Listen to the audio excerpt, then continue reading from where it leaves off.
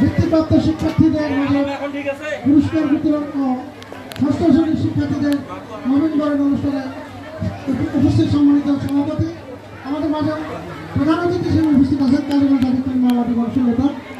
আমাদের গর্ব, আমাদের অহংকার মাননীয় সংসদ সদস্য জনাব রকুনুদ্দিন বাবুল মহোদয় সহ আজকে চাকরিগ্রস্ত সকল সুধীবৃন্দ, নেতৃবৃন্দ, আমার অভিভাবকবৃন্দ এবং ছাত্রছাত্রীরা সকলকে সালাম, আসসালামু আলাইকুম ওয়া রাহমাতুল্লাহ।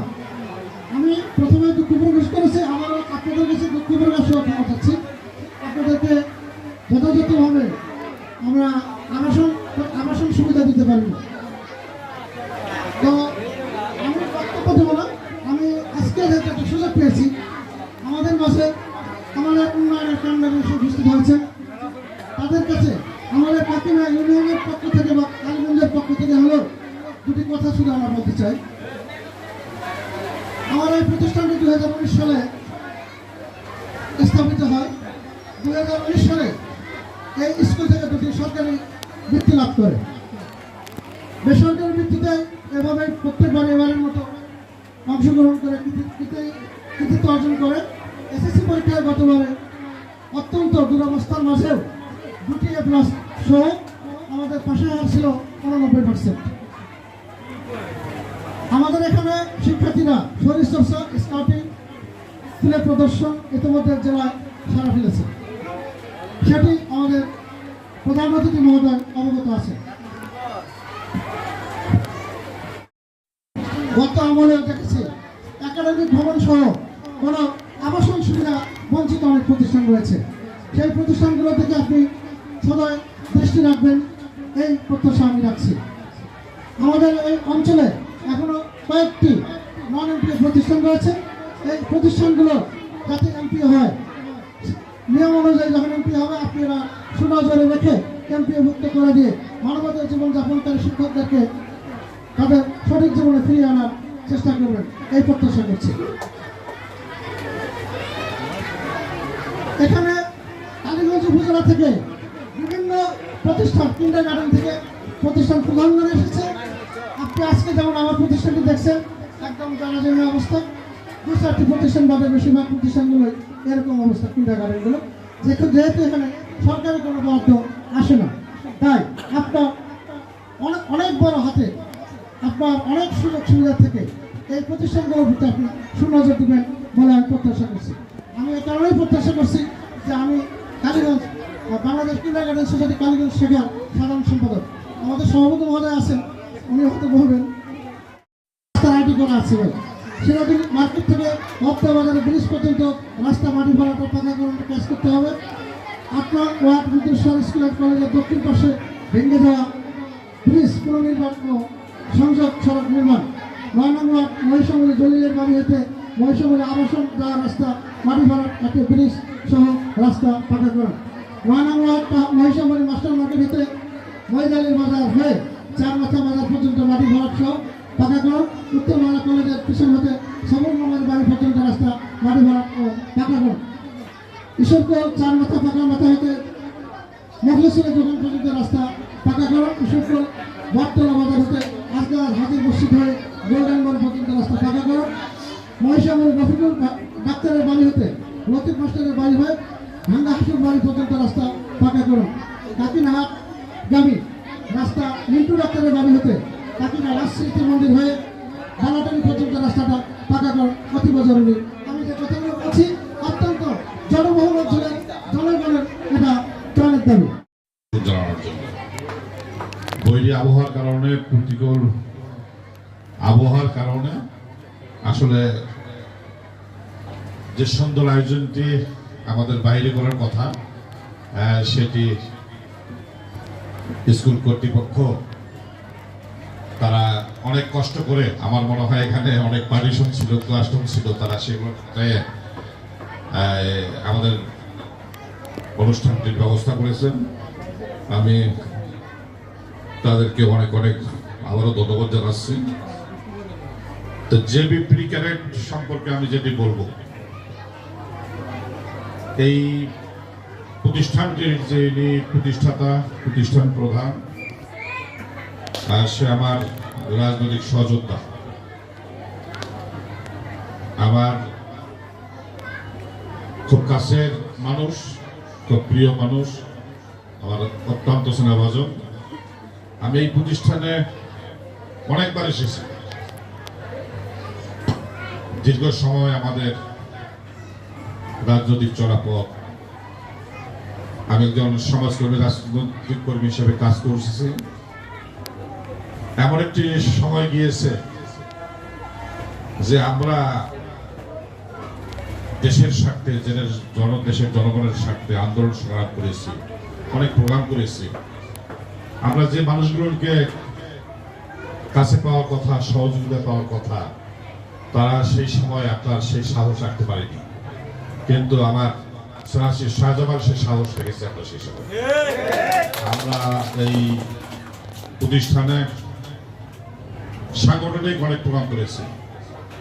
অনেক প্রতিষ্ঠান প্রধান সাংগঠনিক প্রোগ্রামের অনুমোদন দিতে আপনার ভয় পেত, সে সাহসিকতা দেখায়নি। যাই হোক, শুধু সেখানেই থেমে থাকেনি। আপনার এই প্রতিষ্ঠানের আরেকটি বিষয় আমি স্মরণ করেছি আজকে। গত 2025 সালে আমি 2টি উপজেলায় আমার মরহুম পিতা শামসুদ্দিন মিয়া, তার নামে একটি আমার ফাউন্ডেশন রয়েছে।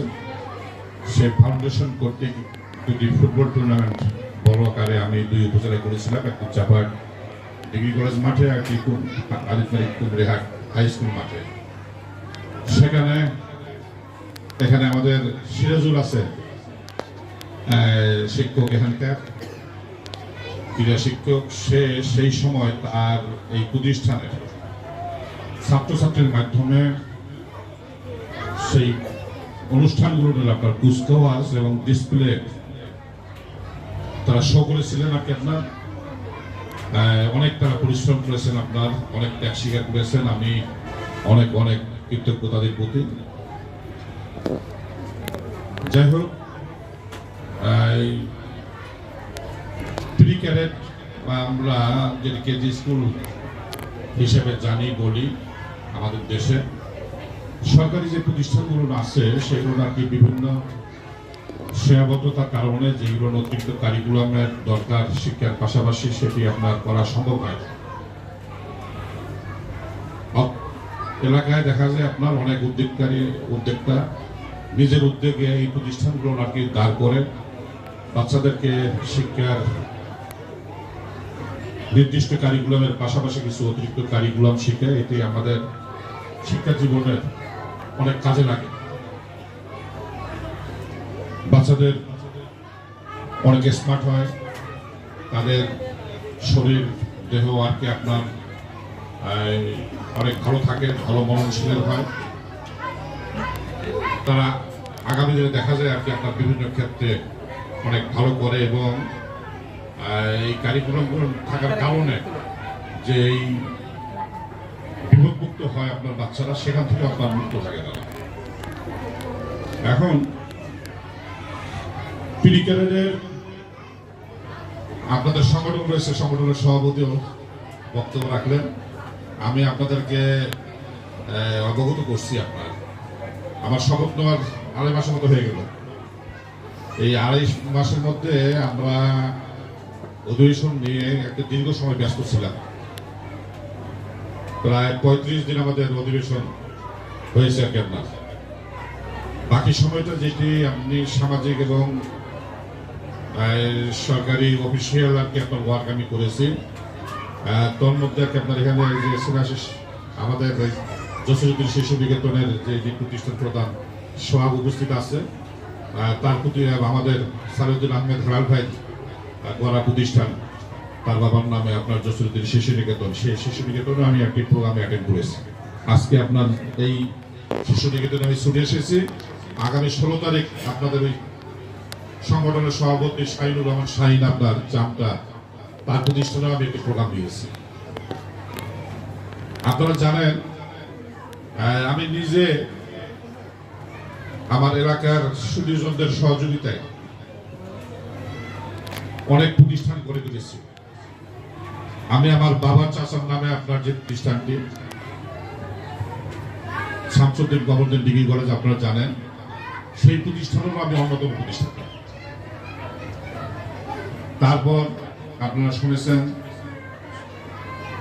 এই কালীগঞ্জ উপজেলায় একমাত্র একটি কৃষি কলেজ, যেটি রঘুরুদ্দিন বাবুল আনোয়ার বেগম কৃষি কলেজ, সেই কলেজটিও আর কি আপনার আমার প্রতিষ্ঠিত। তারপর নাবিলা ফালা বিদ্যানিকেতন, সেটিও আর কি আপনার আমার করা প্রতিষ্ঠান।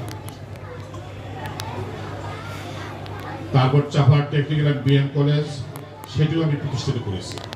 শিক্ষার প্রতি আমার শুরু থেকে অনেক দুর্বলতা রয়েছে। প্রতিকূল অবস্থায় দীর্ঘ সময় রাজনৈতিকভাবে আমরা ছিলাম। আমার নিজ প্রতিষ্ঠানগুলো আর কি আপনার সরকারি সহযোগিতা থেকে আপনার অনেক দূরে ছিল আর কি। এখন ব্রিগেডের আপনার আমাদের কালীগঞ্জ উপজেলায় যারা প্রতিষ্ঠিত, তারা বিভিন্নভাবে আমার সঙ্গে আপনার রাজনীতি থেকে শুরু করে বিভিন্নভাবে কিন্তু তারা আমার সঙ্গে আপনার জড়িত এবং আমার সহযোদ্ধা হিসাবে আপনার তারা কাজ করেছে।